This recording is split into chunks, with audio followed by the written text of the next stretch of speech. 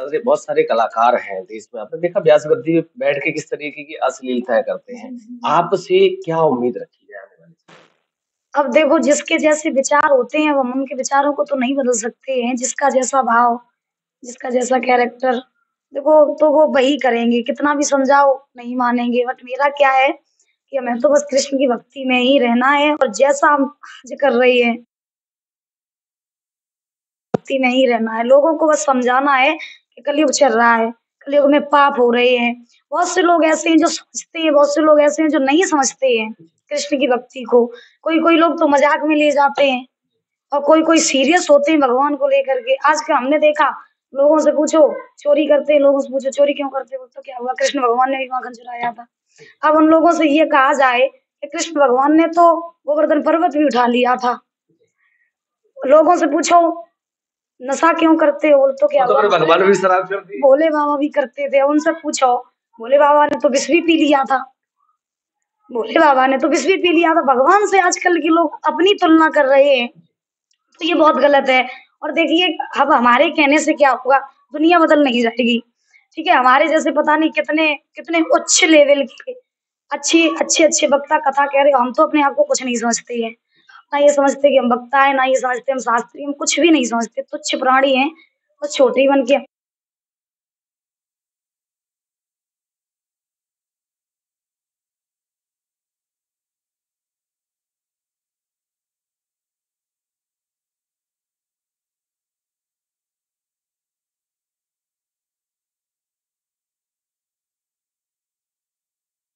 कि भगवान है, लेकिन इतना हो सकता है अगर हो सके तो भगवान को समझना सीखो, उनके चरित्र को समझना सीखो। सोशल मीडिया का दौर है, आपने देखा है कि जितने भी कलाकार हैं, उनके मैंने बहुत सारे लोगों के कमेंट्स पढ़े हैं जब समय होता हमारे पास। आज तक आपको कभी लगा कि आपके पास ऐसा कोई कमेंट आया हो, किसी ने गलत कमेंट किया हो, कभी ऐसा हुआ? नहीं, आज तक कभी ऐसा नहीं हुआ कि लोगों ने मुझे गलत दृष्टि से देखा हो या कोई गलत कमेंट की हो, क्योंकि मैंने आज तक ऐसा कोई काम ही नहीं किया। हम जो भी करते हैं, हमें जितना पता होता है लोगों को हम उतना ही बताते हैं। अब जो हमें खुद नहीं पता होगा तो दुनिया वालों को हम क्या बताएँगे, क्या समझाएँगे लोगों को? इसीलिए हमें जितना आता है हम लोगों को उतना ही समझाते, उतना ही बताते हैं। हाँ जी। आखिरी सवाल आपसे है कि व्यास गद्दी पे जब आप बैठती हैं, तो आपका उद्देश्य क्या रहता है? समाज को संदेश क्या देना है? समाज को संदेश हम ये देना चाहते हैं कि कलयुग में जितना हो सके उतनी भगवान की भक्ति करनी चाहिए और संसार से थोड़ा दूर हट करके भगवान की शरण में आ जाना चाहिए, तो कलयुग से आप पार हो जाओगे। और अगर संसार में ही पड़े रहोगे तो आप जानते हो कि दुनिया केवल स्वार्थ के लिए जी रही है।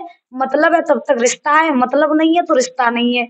आजकल अपने लोग भी अपने नहीं हो रहे हैं, तो दूसरों से उम्मीद भी क्या रखी जाए। तो इसीलिए हम तो कहना चाहते हैं कि संसार से हट कर के भगवान की शरण में आ जाओ और जो भगवान की शरण में आ जाएगा वो कलयुग से पार हो जाएगा।